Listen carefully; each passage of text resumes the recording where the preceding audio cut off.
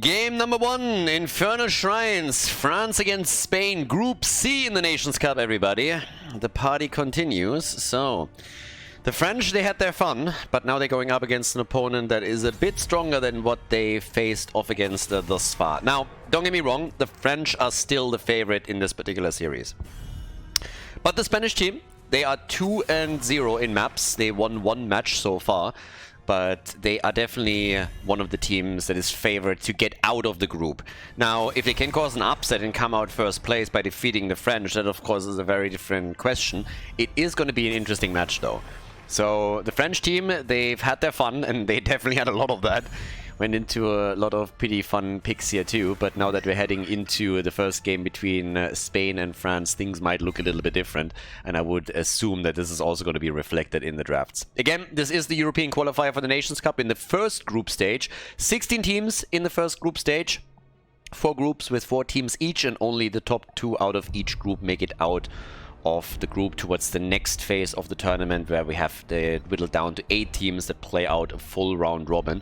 All of this leads to an offline event that takes place in Berlin at the 10th and 11th of June. We're going to have a team from North America and also a team from Asia there as well, so it's going to be pretty awesome. We're going to have International Heroes of the Storm at an offline event again in Europe, this time in Berlin, at the Experian at the Alexanderplatz. And all the links and all the information can be found in the description if you want to check it out. If you want to visit, entrance is free, doesn't cost anything. So if you're maybe going for a weekend vacation or for a city trip to Berlin and want to combo that off with some offline Heroes of the Storm, that's a great opportunity to meet some of the international players there as well. Hanzo and Dehaka as first picks, whereas Chromie and Rega get locked in here in Infernal Shrines by the Spanish team. As already mentioned a little bit earlier and reflected here too, this draft is going to be a bit more normal. The French can't troll as much against the Spanish as they could against other teams. There are still some players over on the Spanish team that have a lot of tournament experience and names that you will definitely recognize if you're watching the European scene regularly. Nano being the prime example, Drakia, Johan. So we definitely have some strong players in the lineup. And they've proven that already in the match that they played earlier today against Czechia. They still have to play against the Bulgarian team in the group, so there's still a couple of matches left. But for the French, this is already the last series that they have to play in the group. Meaning, if they win this, their first place guaranteed. Anduin and Tyrael for our first game on the side of the French. And the final 2 picks for the Spanish team. What are they going to walk away with? We need a main tank, and we need a bit more damage on the end. Could even go Jojo still. Good pick for Infernal Shrines, obviously. But what's going to be the choice here? For the Spanish team, the Spanish Armada, it's Mal'Ganis. Okay, sleeper setup. Drakia is picking Genji, and we get Mal'Ganis, played by Johan at the front. As we got Nagrom coming in with the final pick. They got Yasu, Nagrom, and Banana, so 3 players that usually for their team play support. They can role swap quite a bit. Nagrom has been playing main tank, obviously, and usually does that as well. You have Yasu and damage, so they definitely have some options here. It is still interesting, though. We get Mephisto, and that sets us up for game number 1, Infernal Shrines, everybody. Spain against France. Game number 1. On the left, we got the Baguettes with Yasu and Hanzo. Masquerade on Tyrael, Banana Age on Anduin, Dequaza on Dehaka, and Nagrom on Mephisto. The Bocadillos on the right side with Drakia on Chromie, Johan on Mal'Ganis, Exum on Rega, Nano on Genji, and Pepinazo is playing Blaze on the sideline. Let's go! It's actually kind of funny that we're talking about the French being the baguettes, but at the same time, the Spanish are just way better at making baguette sandwiches. So, yeah, there's that. Should maybe just continue to call them the frogs. Either way, the Frenchies are obviously favored.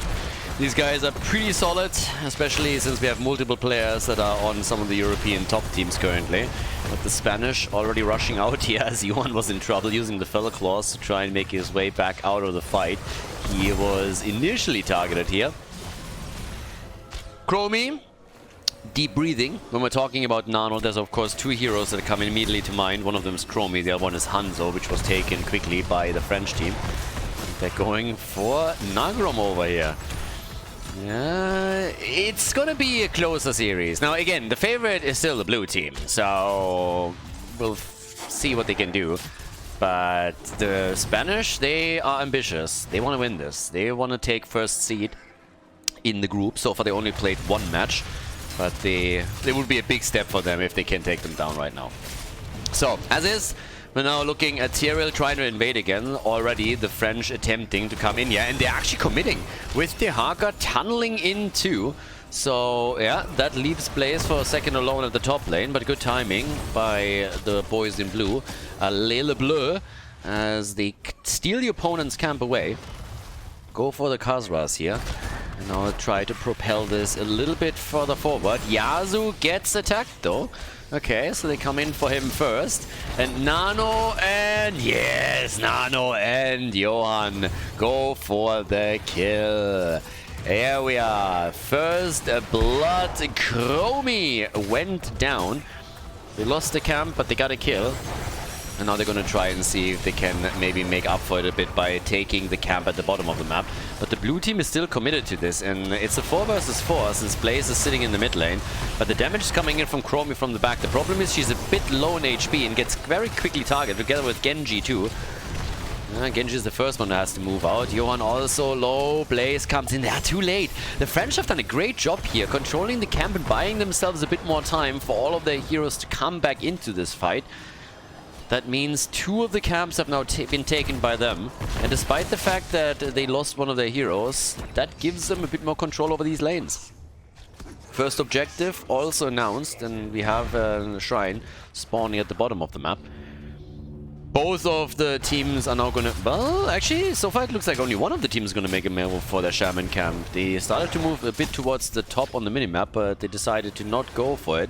Instead, they're taking the Khazra in the middle, keeps them a bit closer to the shrine, and I guess the Haka can defend against the shaman camp topside fairly easily. That's what they at least should be aiming for here. Only a single kill so far. Might change now, and it does. Brother kills brother. As Genji, the Kinslayer, is coming in and takes down the Soy Boy and continues together with Chromie to net some kills for the red team. The Spanish, ruthless as they are, come in and take Anduin down. The Crybaby has been eliminated. I want my mommy! That character, seriously. How can you play Alliance? How can you follow that little shit? How is that a thing? Sylvanas coming in for the Horde! It wasn't quite Sylvanas, but still. And then you got Anduin for the Alliance! Maybe, maybe not. 3 kills to 0, level 7 is in, and the French, they're still fighting. They believe, and if they can take Chromie down, then maybe rightfully so, but she gets away. Nice damage still done by Masquerade and also Nagrom as they came in, but it just wasn't enough to get a kill here. 29 stacks to 5 as the blue team takes over. They still don't have level 7 talents. They need a few more minions in order to make that happen. There it is, finally. Off we go. What can they do? Level 7 gives us immediately the Swift Retribution, and Retribution they'll need. Frozen Punisher gets locked in, and the damage is there. Guys, Spain is 3-0 in kills. The Spanish team is doing work. I like it. There's another jump, another hit. Can they get the kill? Tyrael? No, he moves out. Half HP, no mana left. And they're applying more pressure. The wall is gone, and so is Masquerade. Tyrael is down. Chromie has her ult. Big stun, and she uses it. Yasuo gone. Someone is getting their ass kicked here. Yeah, the French team is getting murdered. 6 kills to 0 for the Spanish. The Spanish Inquisition, ladies and gentlemen. No mercy. No quarter has been given. They take them all down one after another, and France is struggling. Yeah, not too bad. This is getting a little bit dangerous over here, isn't it? Let's see what they can do, but this is not really going according to plan for the French. I can tell you that much. They're definitely having a little bit more problems than they probably expected. And now that level 10 is nearly ready for the Spanish team, then problems are not going to end here. This is where this all starts. Okay, so let's check this one out. Couple of shots fired, mid lane destroyed or about to be. Level 10 abilities ready for everyone. Good drag, nice. Johan, there's the Ancestral. Gets the Ancestral, they're still fighting this out. Like, alright, we're ready. We're ready. Bring it. Next shrine spawns at the top. A bit of a move in from the side here as Genji goes up against Hanzo again. And they're stealing the camp. I was actually expecting them to try and force the fight a bit more aggressively now that they have level 10 abilities. Didn't really do that. But got close there. Can they force another one with Chromie's ult though? Doesn't really seem like it. So for now, we got the level 10. Hanzo could always drop the arrow now. Yeah, doesn't do that quite yet. The bunker is still out. They're going for Rega. Yeah, they try to take him down. Rega, yeah, he's dead. Wrong side of the map. Not going to be able to escape. Buys a bit of time for the rest of the team, but that's about it. So Rega is gone. And here comes the French team, gaining a bit more momentum with that first kill that they just got for themselves. Objective hasn't been announced yet, but of course, eventually we're going to see that big battle at the top unfolding in front of us. And everybody is more or less waiting for it, with Genji netting a bit more experience at the bottom of the map. In an ideal world, they're of course going to try and push this lane out slightly. It's too early for the catapults to do serious damage here, but you can at least try and nibble away at the hit points of the wall slightly. Mid lane, different story. That's where the red team has lost their own wall. By now we have the timeout for Chromie. Yep, so she's starting to also slowly start to go towards the top. I mean, again, it's about objectives. It's about trying to get control over the Punishers again, so both of the teams are making a move for their camp, or at least the red team is. We've already seen previously that the French were not necessarily hyper-focused on the Shaman camp, but this time they're claiming it. It's a top lane one as well, and yeah, let's see. So, Blaze already burning the wall down a little bit further. If they can get at least the gate destroyed, then they have vision whenever somebody moves behind it. Genji moving in from the side. It's going to be a bit of an important one. If they get level 13 first, that would be nice for the Spanish. I'm actually a little bit surprised that they didn't wait out a bit longer, but here they are with the talent advantage over the opponent's team. Coming in again, arrow out. Can they get the kill? France trying to fight back here. This is an important battle for them. If the French are able to win this fight, this would go a long way. They're down a talent right now. But yep, this isn't really over yet. It's one talent advantage, but if you're looking at the experience gap between the two of them, it's not really all that big. So the French team is going to get the level 13 with the next minion wave. Likely at least, but so far they don't have it yet. And the lead in minion stacks on the objective continues for the Spaniards. Not by much though, they want the kills and they get them. Hanzo dead once more. Hanzo's down, now they go for Banana, Light Bomb, and it only forces Genji back, but it doesn't give them a kill opportunity. Instead, it's Quasar who's in real trouble. Forces out the Sanctification of Tyrael. 5 versus 4, and here comes Chromie with more damage against Nagrom. They're hoping for the kill. They can barely not get it. But the Spanish team, ladies and gentlemen, fantastic game so far. Bot lane, there's a catapult pushing slowly in. We're only 10 minutes into the game, so it's not too powerful yet. Oh, but that is a problem. Yeah, Malgana's dead. The arrow not hitting anything. But this is now the chance for France to bring it back. The French, they're going to come in and try to clobber them with a baguette throughout the entire shrine battle. So here we are. They go for Blaze, and they're going to take him down eventually. Yep, that's going to be the end of him. And this is still an objective for Spain, so they are able to claim it. But Genji is now dead too.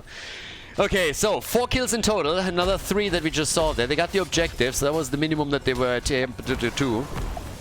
the question is just simply, well, the goal is pretty much this. If you already know, hey, we're not going to win this Punisher, we lost the fight, the opponent's going to take over, or you're not going to win the fight, then you're at least going to try and use the advantage that you have already towards the objective to get the Punisher, so your opponent doesn't walk away with a teamfight victory with additional kills, a numeric advantage, and then an objective to push with.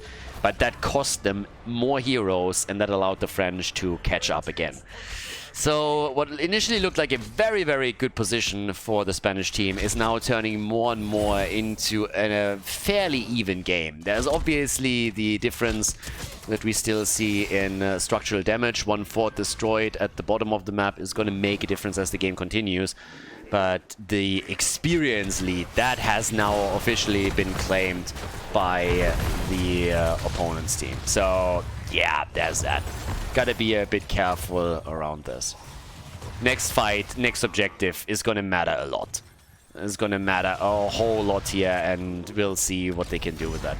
Whoever wins the next objective has a very good shot at taking a significant lead in the game. And of course, there's also a few other things in regards to the draft that we should keep a bit of an eye on. That's especially Dehaka as a pick, because as you can see, he is still the only global on the map, and therefore they have an opportunity to try and play around him a bit more as the game continues. Not only can he protect the weak bot lane, but he can also pressure out strong lanes later and try and escort catapults towards keeps or maybe even the core if that opportunity at any point presents itself.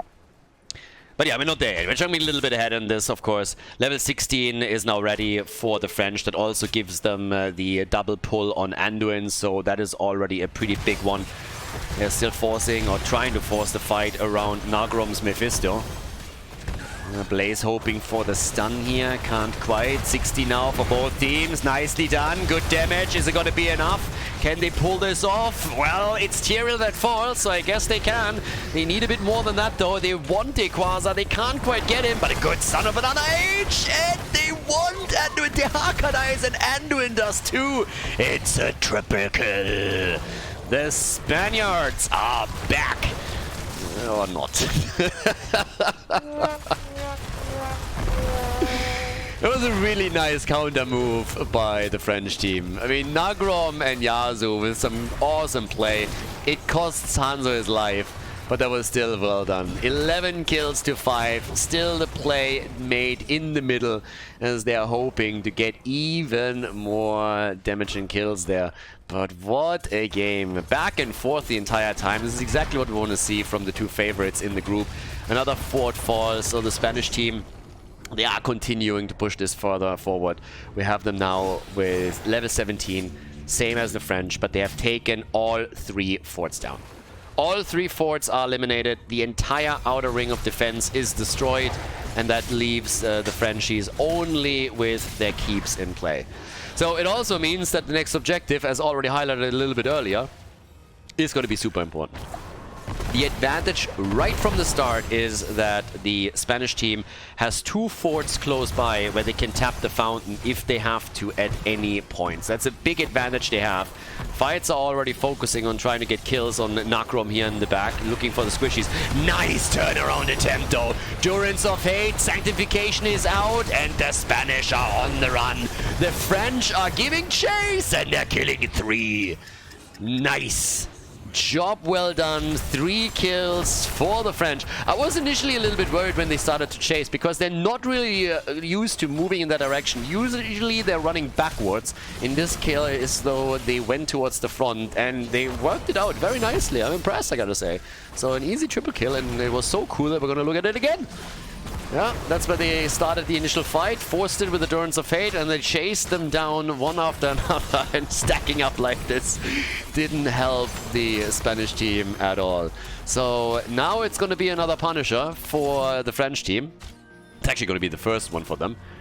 But yeah, they have a Mortar Punisher, and Dehaka is taking control over the top. So this could be pretty cool. This is the first fort that falls. First fort that they're going to take down now, but momentum is definitely in the hands of the French. I gotta admit that their ability to salvage the situation as it presented itself is pretty sexy.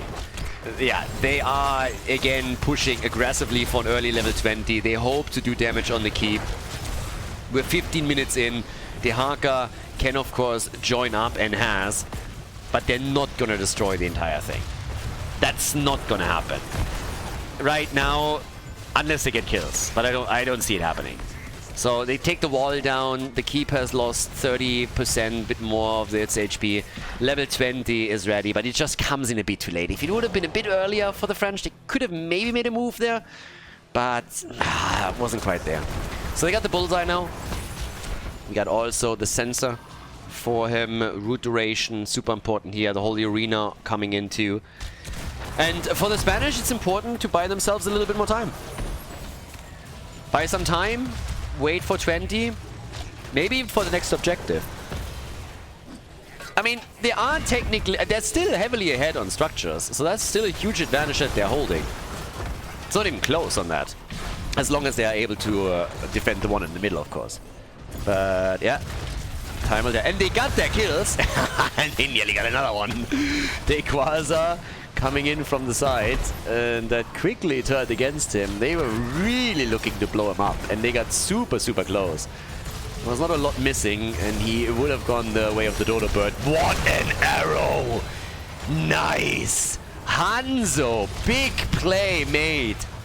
Yasu with an on-point arrow just before level 20 hits. Rhaegar was trying for the Self-Ancestral, couldn't make it work. There was a bit of a debate apparently going on whether they should try and go for the keep or for the fort in the middle. Ooh, Dracula dodging with the timeout, a lot of the damage out here. Nicely done. But yeah, Nano and Genji. But boy, oh boy, what a game! And some clutch moves being made by the French. They owe Yasu a beer if they win this one. That was such a crucial kill. It really helped them to take that fort down. And oh no, no, you can't stagger deaths. But Masquerade baited! Ugh, but not baited enough. Nano wants the kill! Oh, he's not getting it! Oh, but they're going for the Haka again. Look at Banana the entire time with one Anduin pull after another. That little shit is ruining plays again all day, every day. Anduin, I hate that trait. Every time he has a 16, it's just such an ugh factor in the game. Banana playing it perfectly here. They were so close, getting multiple kills, and then it was just denied. Banana looking at them is like, not on my watch. Nope. And just ruins it. Ah, so good, so good. Shrine is popping up again. Taking a bit of a look at the numbers here and the damage. We now got 56,000 for Genji and 62,000 for Mephisto, the two top damage dealers in the game. But yeah, boy oh boy, we are going ham on this one. This might be the last objective of the game. Could be, doesn't have to be. Depends a whole lot on how many heroes die in the process of claiming it. So here we go. Damage is done. They're looking for a target. They're trying to go for Nagrom. Ooh, and he's alive! He's alive again! Oh my god! And oh my, no. Mal'Ganis died and so did Genji. The arrow is in. Banana is beasting it. Absolutely beasting it. He saved Nagrom in situations where I thought he's gonna die for sure. Nano was on him. Genji was on him the entire time. But now two are down, a third one is about to fall. What a beautiful play here from Anduin in particular. And that puts them into the driver's seat now. They are setting the agenda at this point. Mephisto hasn't died a single time. Not one. So, yeah, and thanks to Anduin. Thanks to Banana. So right now, we have another Punisher taken. They did not go to the bot lane to take the keep down, so I think they're hoping to really end the game with the Punisher. It's also an Arcane Punisher, there's extra damage coming in. If they can speed this up a little bit in the middle before Genji and Blaze are back, that would be the dream. One camp has been taken. Catapults down at the bottom of the map, so it might cost the blue team one of their keeps. The question is just simply, can Spain defend their core? Can Spain defend the game? They are gonna try.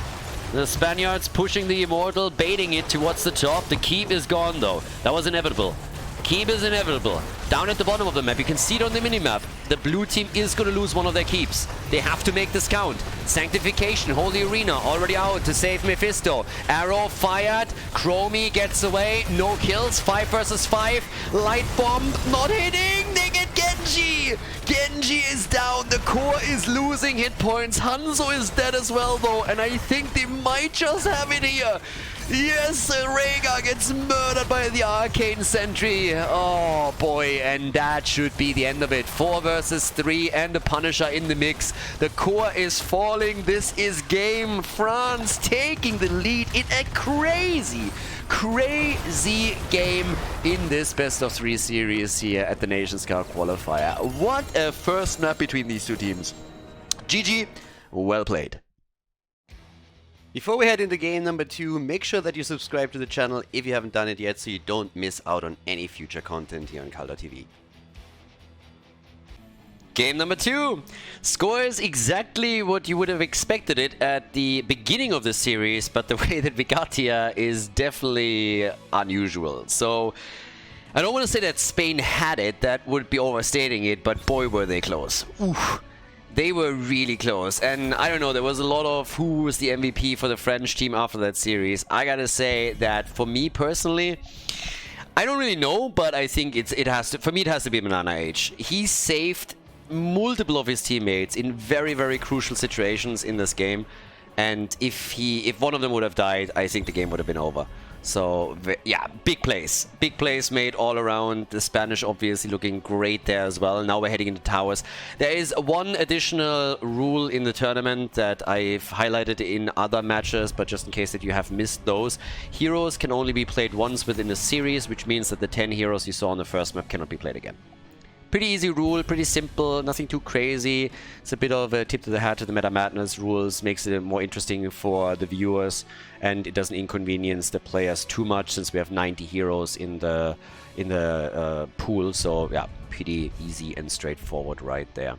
Now, again, with all of that said and done, I also want to highlight again that we have a crowdfunding for this particular event, for the offline event, to help us out getting more casters to the venue, maybe add an analysis desk, add some interview corner, some other things. At the end of the day, offline events are pretty costly, obviously. We would like to increase production value, and if you guys want to help out with that, check out the link in the description. There's a crowdfunding right there, or just go to heroesinternational.com to the website, and you can find the link there. And yeah, for everybody that can and wants to see more offline events, there would be awesome if you guys could help out. Hogger on the first pick. All right, we got Sergeant Hammer banned. Interestingly enough, against France. And there is Urel plus Malfurion. So the top lane is already decided. Hogger against Urel is going to be the play. And well, they're hesitating a bit here. If I'm the Spanish team, I'm a little bit annoyed because they were so super close to win map number 1, and they would have deserved it, I think, to at least win the map there. Such great games and plays in the early game in particular, but then also later on. Now we get Garrosh and we get Sylvanas. It's Towers of Doom after all, so if you can take over some of your opponent's bell towers, it's always a win. Additionally, what are we getting at? What else are we getting? On the bans! What are you trying to get rid of? They go for the ban on Stukov. I was looking over to Nano, and he actually didn't even play Chromie in the first game, so I said that normally he's known for his Chromie and also for his Hanzo games more than anything else. He was the one that played Genji, but Hanzo is out, Chromie is out, so they can't be played again. Stitches banned. Actually not a bad ban considering that they already had Malfurion, and now with Yasuo locking in Medivh, that makes even more sense. If Stitches was taken by the blue team with that particular combo, you have Urel to create space, you have Malfurion for the root, you have Medivh for the portal after Gorge. That was a really, really smart ban by them. And you can tell that France was hoping to get Stitches with how long they waited here. Now they're going for Diablo now, which is also still a great choice, of course. Fantastic frontliner. But you can definitely tell they wanted Stitches. And that was a very, very clean decision made by Spain, and a good one at that. So kudos. Quite smart. I like this. They definitely paid attention to the previous games of the French team. And also they know what these guys like to play, of course. But okay, so we got our double pick. It's White Mane as a support. And we're getting Tychus. Okay. Tychus in the house. And Nagrom, the last one to pick here for France. In game number 2. What's it going to be? We still need some damage. We don't have enough. Medivh can chip in, sure. Depending on how quickly he completes his baseline, he can sometimes even take top damage. But they need someone that has a bit more of a punch here. Well, they go for Cassia. Cassia is the final pick as we are headed for game number 2 in the best of 3 series at the Nations Cup qualifier. Game number 2, the French are in the lead. They've won the first map, and of course they are hoping to take this group with a 6-0 map score and win 3 matches in a row. We have Banana H on the left side for the Baguettes with Malfurion, Dequaza on Urel, Masquerade on Diablo, Yazu with Medivh, and Nagrom on Cassia. Baguettes against Bocadillos as the Spanish start on the right side in red with Dracula playing Sylvanas in game number 2. We got Johan on Garrosh, Pepinazo on Hogga, Nano on Tychus, and Exelom is playing White Mane. Let's go, boys. Let's see what they can pull off here. Level 1, no stacking. We get the Impale for Cassia. No charge strikes either, as you can tell. Ooh, and look at that. Auto attack build for Tychus. No grenades to be had. Quick flip and Masquerade escapes through the portal. Okay. Yeah, Yazu. Banana is getting some reinforcements. After game number 1, Banana was probably complaining to the team and saying like, listen boys, listen. This isn't working. I'm trying to keep all of you headless chickens alive, but it's pretty damn hard. And Yazu offered and he's like, alright bro, I'm gonna give you a hand. I'm gonna pick Medivh, and we're gonna get some portals, and we're gonna get some shields so that you don't have to carry the entire series. Because I gotta tell you, Banana, you know, his calves were starting to burn. He got some cramps. Like, he's been carrying so hard. Finally can get rid of the backpack. His back was hurting. It's just like too much. So yeah, now he gets a bit of an assistance here. But also, we have the press the advantage. So Tychus going into an auto attack style is already very, very interesting here. Could be in the rhythm for him. Oftentimes when you see press the advantage in the rhythm, combat, tactician, there's a lot of different varieties that you can go for, but this is one of the most popular one. And if you are trying to get a lot of minigun duration out of this, then having the extra range is definitely going to help you, especially when Garrosh can even set you up and throw the target behind you so that you get the full duration through. But it's definitely not a common one to see here. So Nano, he's always played sometimes, well, always played sometimes, yeah. Now, he definitely is occasionally going a bit away from the normal meta builds, and this one has been played in the past too. If he can get good stacks together, always assuming he goes down that route, then he could of course be really dangerous in the mid and late game towards Urel and Diablo, but yeah, time will tell. We'll see what he decides to do here. Could also of course go completely different way and just simply try and burn Diablo down, so that's another choice.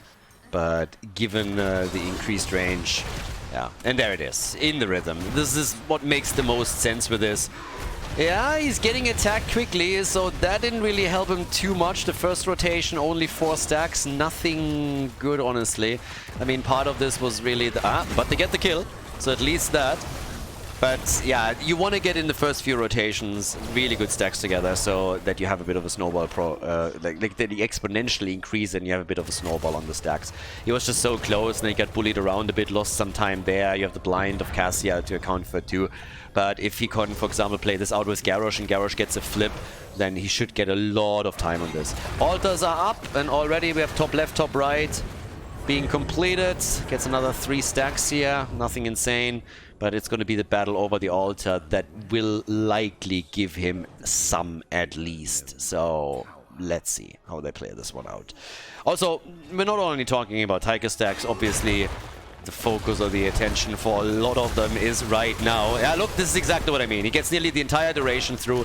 He's sitting at 16 all of a sudden. So already a lot better. 22 stacks for Medivh on the other hand. Interrupt attempt against Masquerade again. That worked out. Medivh is at 23, so he needs 17 in order to complete his own baseline quest, which is going to be important there too. And everybody is focused on the altar. So it's a 5 versus 5 down here. More shots to be had. Nanu consistently pressured as they're trying to make sure that his stack duration is not going to get too crazy. He's at 21 already, and the longer this fight lasts, the better for him, especially if Johan can support him a bit here. Yrel is coming in deep, and that's a great opportunity. He might die on the other hand. Sitting at 30 now. Medivh, Malfurion, careful. I think it's going to be the end of him, but talk to Swoon. We have another save by Medivh. Medieval Malfurion there. Not making it easy for me here. So, the combat tactician, that was also to be expected. Minigun cooldown reduced, which is obviously one of the goals here. So this should help him to get the stacks together much, much more. And will eventually lead to him being a beast in these team fights against both of the frontliners.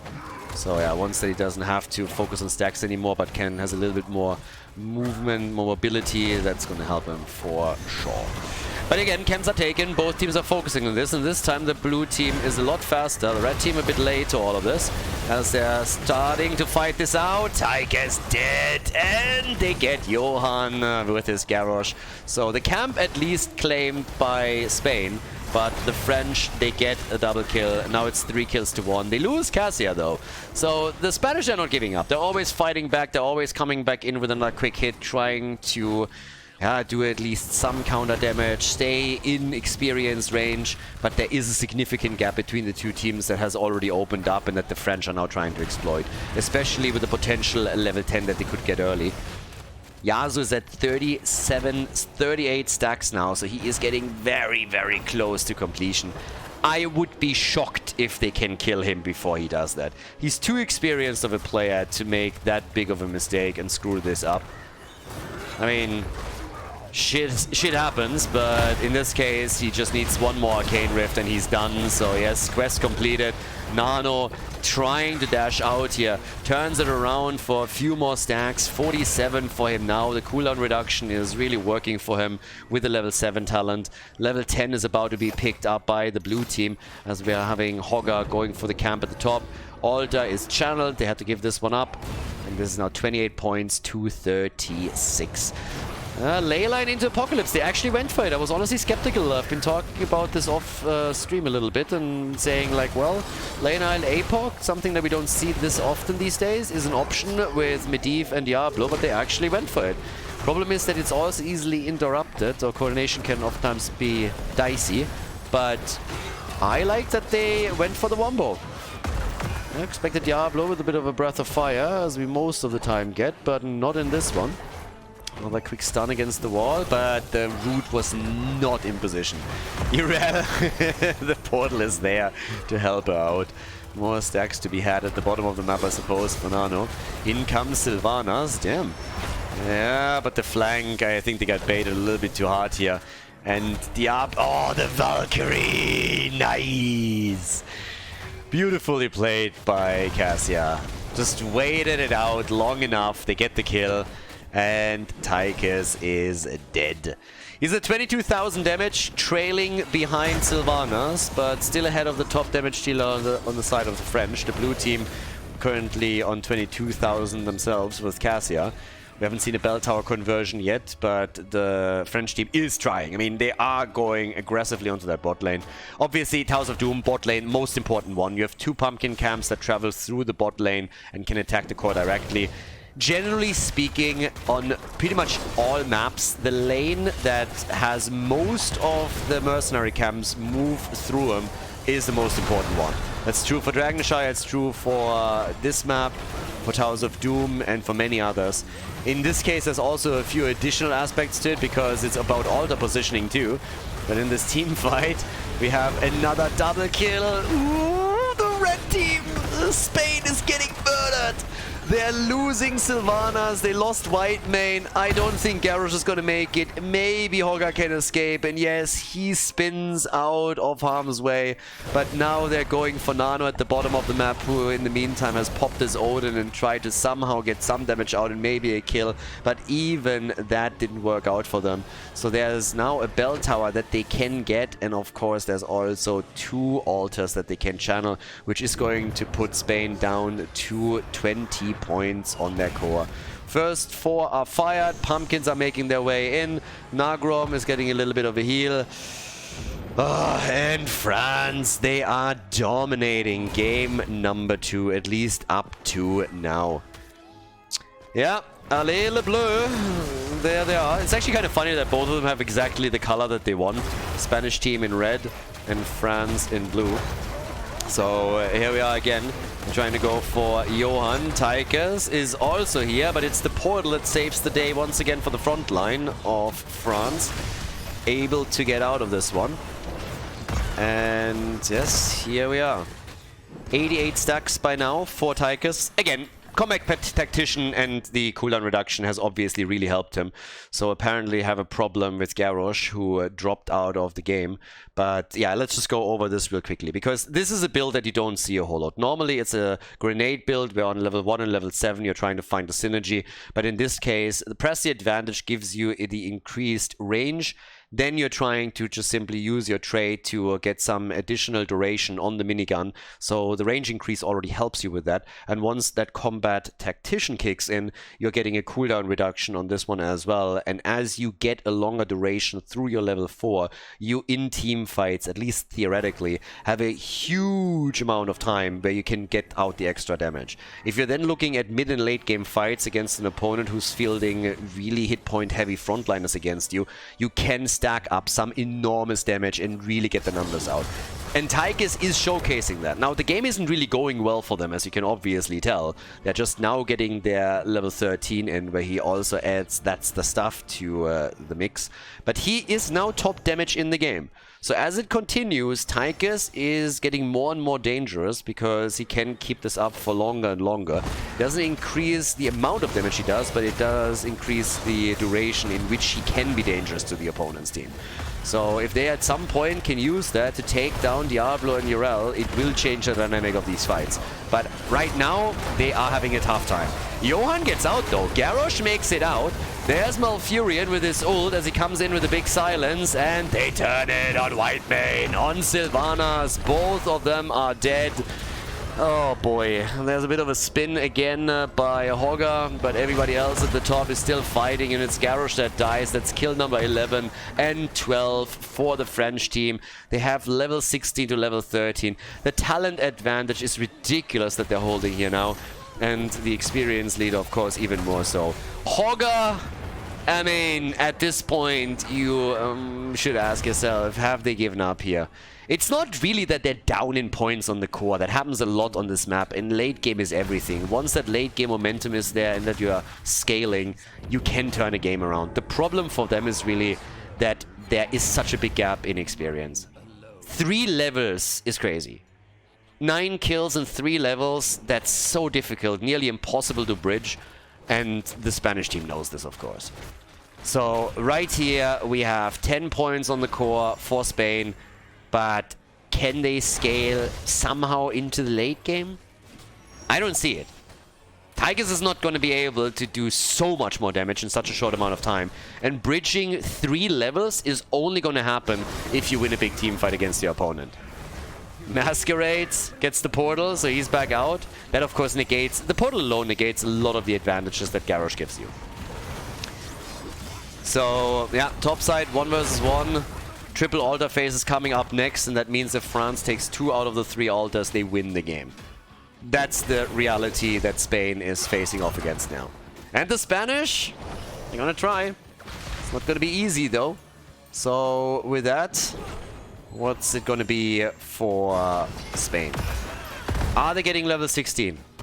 That's the big one right now. If they get at least level 16, they're on even talents. It's the best that they can hope for at this point. Get level 16, play with even talents around the next objective. You have 30 seconds to make it happen. Talent, the talent disadvantage, you can negate that. The problem is that the stats... Oh my god, no. Oh, that can't happen. Great play by France. Masquerade and Equaza. Unless Diablo dies here, that one is maybe what won them the game. The final nail in the coffin. Yazu! Damn, son. Good ley line. Really good ley line. So now the triple altar is up. They can start the channel. Tyke is down. Hogger down. This is a game.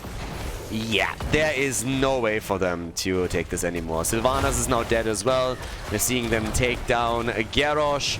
And this is the entire team getting wiped. I mean, Johan is accommodating them here too. We already had a couple of pumpkins make it through the bot lane, so the core is down to 7 points. But this is a full 5-man wipe. Did Noga die? Am I crazy? Maybe it's not a 5-man wipe. Either way, it's the end of the game. So they're going to take down the core here. The channel is already happening through Nagrom. And this is France taking first place in Group C. 3-0 in matches, 6-0 in maps. GG, well played.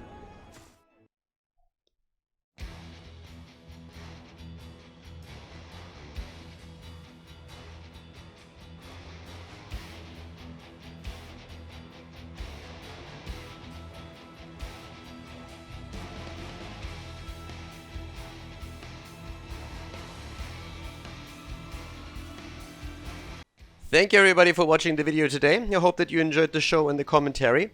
And keep in mind that the spoiler protection that is going to run for the rest of the video is made possible by all the support on patreon.com. So guys, if you want to support my work, if you want to help me start new projects and keep the spoiler protection in place, please consider heading over to patreon.com/Khaldor. There's also a link in the YouTube description, and check that out. Thanks in advance, and see you guys next time with more esports coverage here on Khaldor TV. Have a great day.